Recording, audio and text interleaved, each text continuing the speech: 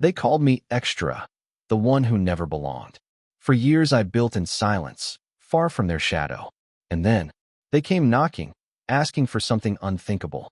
I was 8 years old the first time I heard someone call me extra. Not like extra special or extra loved. No, I mean it in the cold, cutting way my aunt said it that Thanksgiving, loud enough for the whole room to hear. Well, he was the extra one, right? A surprise baby. Just showed up uninvited. Everyone laughed. Except me. I just sat there, chewing dry turkey, trying not to cry. That one sentence shaped the rest of my childhood. My name is Aaron, and I grew up in a family where I never really fit. I was the middle kid, but somehow I felt like the one who got added last minute and no one bothered to make space for. My older sister, Caroline, was the overachiever. My younger brother, Eli, was the miracle baby who was born premature and needed all this attention. Me? I was the filler kid, the one who just kind of floated in the background, easy to forget. I remember once, in 5th grade, I got a medal at the science fair. I had worked on that project for weeks. Built a whole working volcano with sensors and temperature tracking. When I brought the medal home, Mom barely glanced at it. She was too busy sewing a new costume for Eli's school play. "Oh, that's nice," she mumbled. "Put it with your other stuff." I didn't have other stuff. That was the first thing I ever won. Even then, I tried not to let it bother me. I told myself maybe she was tired. Maybe she forgot. Maybe next time she'd be proud. But next time never came. My dad was even worse. The man treated me like I was a bill that kept showing up, annoying, inconvenient, and completely unwanted. Every time I messed up, even just a little, he would sigh and say something like, "Why can't you be more like Caroline?" Or worse, "You always make things harder than they need to be." By the time I was 12, I had stopped showing them anything. Good grades, finished drawings, things I was proud of. I kept it all to myself. I learned to smile through it, nod at their praise for my siblings, and swallow the lump in my throat when my name got left off the family Christmas card. Seriously, one year they printed it with just Love, Jim, Patty, Caroline, and Eli. No Aaron. I asked Mom about it. She said it was a printing error, but somehow that mistake never got fixed. At school, I was just average. Not the smartest. Not the most popular. Just there. Kind of like at home. But something inside me started to shift around that time. I stopped hoping they would notice me. I started focusing on building my own thing, quietly, steadily. I read everything I could get my hands on. I watched videos on how to code, how to build websites, how businesses got started. While Eli was playing travel baseball and Caroline was applying for Ivy League schools, I was teaching myself how to make money from a laptop that barely held a charge. I remember thinking one day, if I could just make something of myself, maybe I would stop feeling like I was in the way. But even then, part of me already knew I would have to do it without them. And I was right. Because what happened the summer before high school? That changed everything. It was the summer before freshman year when I finally understood just how deep the divide went. We were sitting around the dinner table, me, Mom, Dad, Caroline, and Eli, eating spaghetti. Dad had just gotten home from work, and he was going on and on about how proud he was of Eli making the all-star team. I waited for my turn. I had gotten into this summer program for young entrepreneurs. They only accepted 12 kids statewide. It was a big deal. I had spent weeks on my application, stayed up late perfecting it. And when I got in, I felt something I had not felt in a long time. Hope.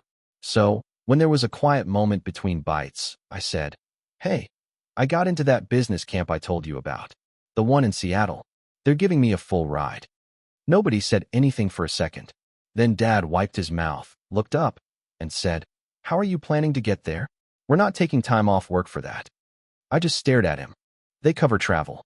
I just need a ride to the airport." He scoffed. "And who's going to take care of Eli's practices while we're busy doing that? You always think your stuff is more important." I looked at Mom. She avoided my eyes. Caroline rolled hers. And Eli? He just kept eating like nothing was said. That was it. No congratulations. No good job. Just one more reminder that I was the inconvenient one. That night, I did not sleep. I lay in bed staring at the ceiling, listening to the hum of the fan and the sound of Eli's music through the wall. At around 2 in the morning, I got up and started packing. I took my laptop, a few clothes, and a folder with all my program info. At 5 a.m., I called an Uber. Paid for it with the money I had saved from doing odd jobs, cutting lawns, reselling old electronics, whatever I could hustle. I left a note on my desk. Just said, "Gone to Seattle. Be back in August. Aaron." And then I was gone. The program changed everything.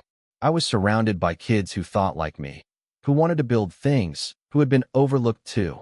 I soaked it all in. Marketing, coding, pitching, budgeting. I stayed up till 2 every night working on a product idea with a kid named Marcus from Tacoma. We built an app that summer that actually ended up going viral in a niche Reddit group. Nothing huge, but it felt like a spark had been lit. By the time August rolled around, I had 2 things, clarity and a new plan. I did go back home, but only to get what I needed. I stayed quiet, slipped through the front door while everyone was out, grabbed my things, and left again, this time for good. I moved into Marcus's cousin's basement. Not glamorous, but cheap rent and no one telling me I was in the way. That was when the real grind began. But I had no idea that back home, someone had started digging into what I was up to. Someone who would soon try to take credit for it all. That basement was cold, damp, and smelled like old laundry detergent and mildew. But to me, it felt like freedom. Marcus and I got to work right away.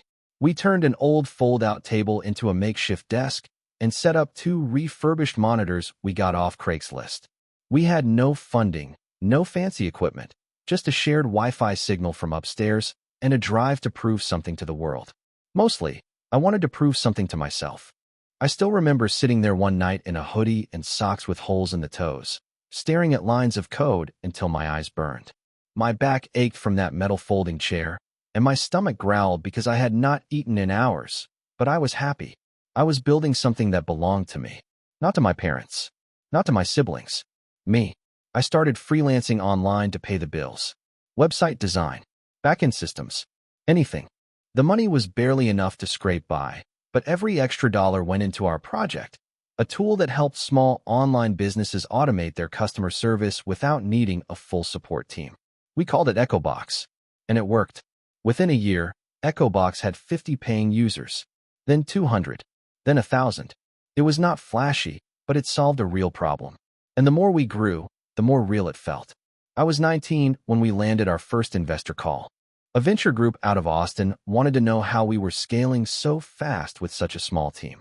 The call was scheduled for the same day my family was celebrating Eli's high school graduation. They sent me an invite on Facebook. No phone call, no text, just a casual "you coming?" like I had not been gone for 4 years. I ignored it. That night, I got a voicemail from my dad, first one in years. His voice sounded tired, like he was trying not to admit something. He said, "Saw the article about your app in the business paper. Guess you made something of yourself after all." That was it. No apology. No, "I'm proud of you." Just a backhanded admission that I had slipped out from under their thumb and somehow landed on my feet. Part of me wanted to call back, to say something, anything. But another part, the stronger part, knew that if I opened that door even a crack, they would try to walk through like they had never slammed it shut in the first place. So I left it alone. Marcus and I kept building. We hired our first part-time engineer, got featured in a tech blog, launched a new feature that boosted retention by 40%. It felt like everything I had dreamed about was finally becoming real. But right when we hit our biggest growth milestone, something showed up in my inbox that stopped me cold. A name I had not seen in years. Caroline, my sister. The subject line said, "Quick question about EchoBox." And I already knew what was coming. I stared at the email for a long time before opening it. The subject line was polite, like we were old friends catching up after a vacation. "Hey Aaron, hope you're doing well. I saw your name pop up on LinkedIn and noticed what you've built with EchoBox. Very impressive. I was wondering if you'd be open to a quick chat. I'd love to hear more about it. Maybe even explore how I could get involved." There it was. No mention of the years in between. No acknowledgement of the silence. Just a sudden interest now that things looked shiny from the outside.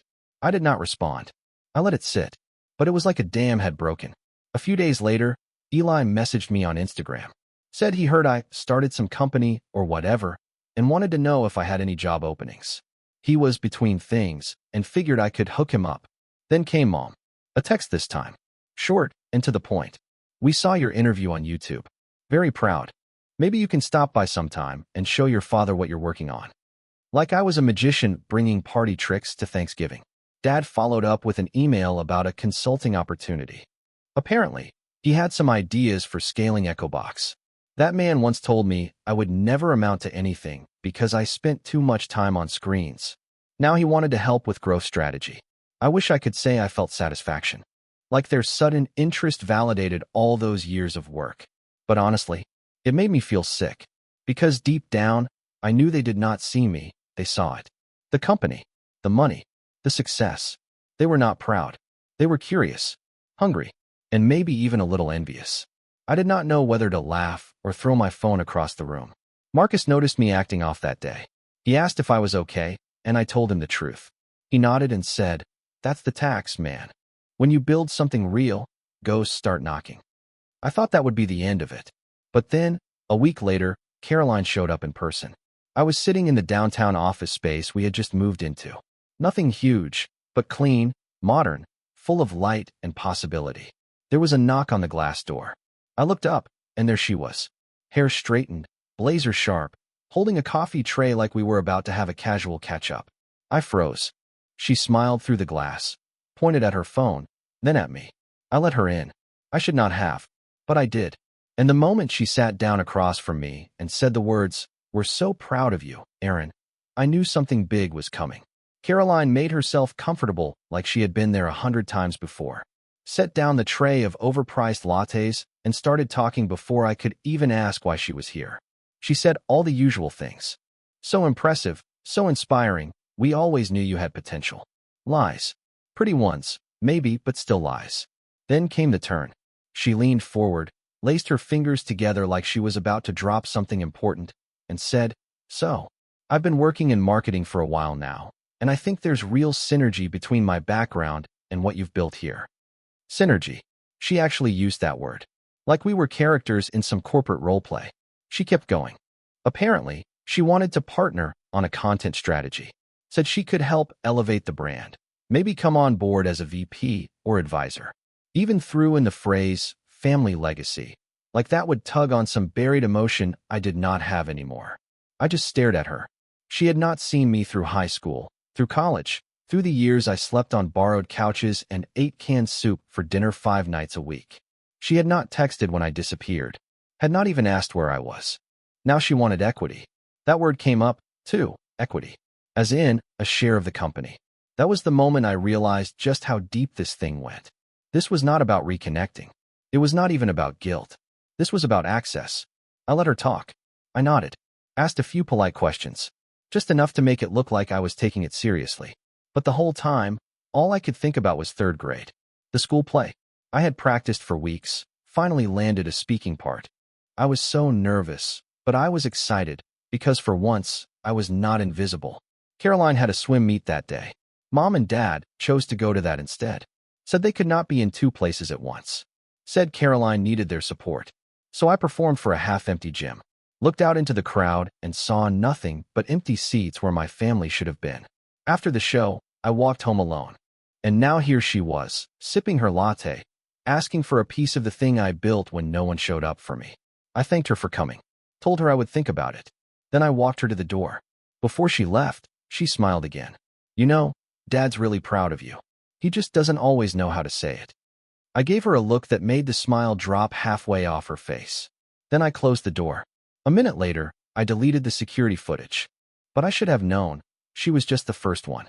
Because 2 days later, I got a calendar invite from my father. And that meeting was not going to be polite. I almost declined the invite. Just hovered my mouse over that little X and stared at it. But curiosity is a stubborn thing. Part of me wanted to know what he had to say, what the man who once told me I was a resource drain had planned now that his resource was running a company worth 7 figures. So I accepted. 45 minutes. Zoom.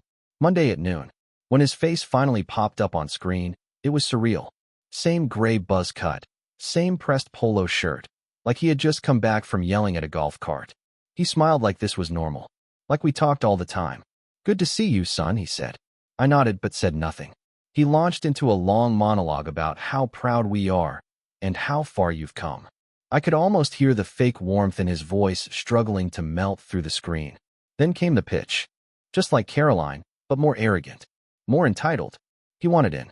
Wanted to help guide the business. Said he had contacts. Experience. A vision for where it could go. The kicker? He thought he should sit on the board. I almost laughed. This was the man who once pulled me aside when I was 16 and told me I was lucky to even have a roof over my head. Said I was not built for success.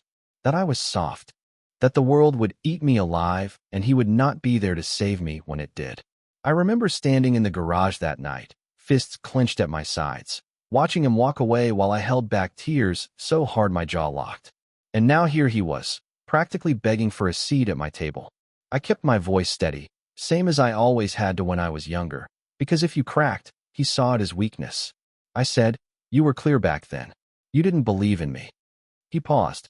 His smile faded just a bit. "Aaron, come on. I was trying to push you." "No," I said. "You were trying to break me." The silence between us stretched. Then he leaned in closer, eyes hard. The warmth vanished, and there he was again, Dad in his true form. "Well," he said, "regardless of what you think, I still helped raise you. This business, your success, it didn't happen in a vacuum. You owe something." That word, "owe," that was when I knew this was not desperation. It was expectation. They truly believed they were entitled to what I had built. That all the times they ignored me, dismissed me, labeled me a burden, somehow added up to equity. I stared straight into the camera and said 5 words I had rehearsed for years. "You are not part of this." Then I clicked end call. No drama, no yelling, just silence. But I knew that silence would not last long, because by the end of that week, they showed up, in person, at my office. All of them. Friday afternoon. I was wrapping up a product meeting when Rachel, our office manager, popped her head into the conference room, looking confused. "There's a group downstairs asking for you. They say they're your family." I felt my stomach drop. Not fear, not nerves, just that cold, familiar disgust that settled in my gut whenever I thought about them showing up where they did not belong. I walked to the window overlooking the front entrance. And there they were. My mom, standing stiff in her beige cardigan. Caroline, arms folded like she was here for a PTA meeting. Eli, leaning against the wall, glued to his phone. And Dad, of course, in his signature aviators, hands on hips like he owned the whole damn sidewalk. I took a breath. Then another. Then I buzzed them in. Let me be clear, I did not let them in for reconciliation. I let them in because something in me wanted to see this moment play out. I wanted to look them in the eye, surrounded by everything they told me I would never have. When they walked into the lobby, I noticed the way their eyes moved, taking in the echo box signage on the wall, the reception desk, the sound of typing and quiet conversation from the workstations behind me. Caroline smiled like she had been here before. "Wow, so this is it." Eli smirked. "Not bad." Dad clapped his hands once, like we were about to have a team meeting. "We figured it was time we saw what you've been hiding." Mom said nothing, just glanced around like she was waiting for her tour. I led them into a small meeting room. Glass walls, open space, no hiding. Dad wasted no time. "We've been thinking," he said. "There's no reason this can't be a family-run operation. We've all got something to contribute. Eli's good with people. Caroline has a business degree. Your mother's great with numbers. And me, I can help with leadership." Caroline nodded like it was obvious. "It's a win-win, Aaron." Eli finally looked up from his phone. "Honestly, man, you could use some fresh energy. I'm between gigs anyway." My mom spoke for the first time, and it almost made me laugh. It would be healing, for all of us, to build something together. Healing. These were the same people who forgot my birthdays, who told relatives I was difficult because I preferred staying in my room, who left my college acceptance letter unopened on the kitchen counter like it was junk mail. And now they wanted jobs, positions, access. They wanted to rewrite history, to pretend they had always been part of the climb, just absent from the photos. I looked around the room, at each face. They were so sure, so comfortable, like this had already been decided. And then, just before I opened my mouth, Caroline slid a folder across the table. Inside, an official-looking proposal, titles, salary suggestions, and an org chart with Dad labeled as Chief Strategy Officer. I almost burst out laughing, but I didn't, because what I had to say next, it had been coming for years. I picked up the folder Caroline had slid across the table, flipped through it slowly, page by page, not because I needed to read it, but because I wanted to see the hope in their faces stretch a little longer before it broke. They had actual job descriptions written out. Eli was supposed to lead client relations, Even though the last time he held a job for more than 6 months, Blockbuster still existed. Caroline had given herself a fancy title, Brand Integration Director, with a proposed salary that was higher than mine. And Dad, he had slotted himself into a C-suite role, Chief Strategy Officer. Like the whole thing was a company retreat and they just decided to crown themselves. I shut the folder and looked up. No. The word hung in the room like smoke. Dad frowned, confused. What do you mean, no? I mean exactly that. This is not happening. Caroline blinked. Aaron, be serious. I am serious, I said. You are not part of this. You were not part of the struggle. You were not there when I had nothing. When I lived off dollar store canned beans and coded until my fingers cramped. You were not there when I cried myself to sleep because I thought maybe, just maybe, you were right, that I would never be enough. Dad leaned back, arms crossed. That was a long time ago. You need to let that go. I looked him dead in the eye. You do not get to tell me how to heal from wounds you caused. Eli scoffed, muttering something under his breath. I turned to him. You once told people I dropped out of school and disappeared.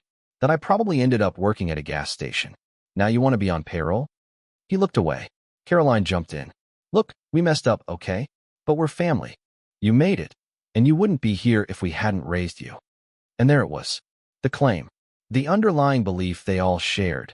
That simply giving birth to me, feeding me, tolerating me, somehow earned them a share of my success. I shook my head slowly. No. You raised me to believe I was nothing. That I was unwanted. That I was a mistake you had to work around. You praised Caroline. You worshipped Eli. And me? I was the extra one. The burden. The kid who took up space. Mom flinched. That's not true. It is, I said quietly. You just don't like hearing it out loud. The room went still. No one moved. No one spoke. And then I stood up, folder in hand. You are welcome to be my family, I said. But you are not entitled to be part of my business. You do not get a seat at this table just because you finally noticed it was worth sitting at. I placed the folder back down on the table. This is not revenge. This is reality. I built this without you. And I am going to keep building it without you. I walked to the door, opened it, and waited. They did not leave right away, but they left eventually. And that was the last time any of them tried to lay claim to what I had made. They left angry. I could feel it in the silence. Caroline avoided eye contact as she walked past me, her heels clicking like she was marching out of a courtroom. Eli muttered something about me being too full of myself, and Dad just shook his head like he could not believe his plan had not worked. But it was my mother who paused. Right at the threshold, she turned back and looked at me. Really looked at me, for the first time in years. Her eyes were glassy, like maybe something I said had actually landed. Then she opened her mouth. You always were difficult, she said. But we still love you, even if you don't know how to accept it. And just like that, she was gone too. I sat back down after the door closed. Sat there alone for a long while, just breathing. You would think I would feel triumphant, vindicated, maybe even a little free. But the truth? It was heavy. Not regret. No, not that. Just a strange weight that comes when you realize the fight is over, and the people you beat were your own blood. Marcus came by a little while later, said nothing, just handed me a cold drink and sat next to me in silence. He knew. He had seen it building, and he had stayed out of it because he trusted me to handle it. That meant more than any speech could have. We went back to work the next day like nothing had happened. Because Echo Box was bigger than that meeting, bigger than old scars. It was built from something stronger, grit, pain, hunger. Still, a week later, something unexpected happened. I got a letter. A real one. Handwritten. No return address. Inside was a note. No greeting. No name. Just one sentence. You proved us all wrong. We were never ready for someone like you. No signature. Just a folded photo. It was a picture of me. 3rd grade. Holding my science fair medal, standing alone in front of my poster board. I remember that day. No one had come to see me present.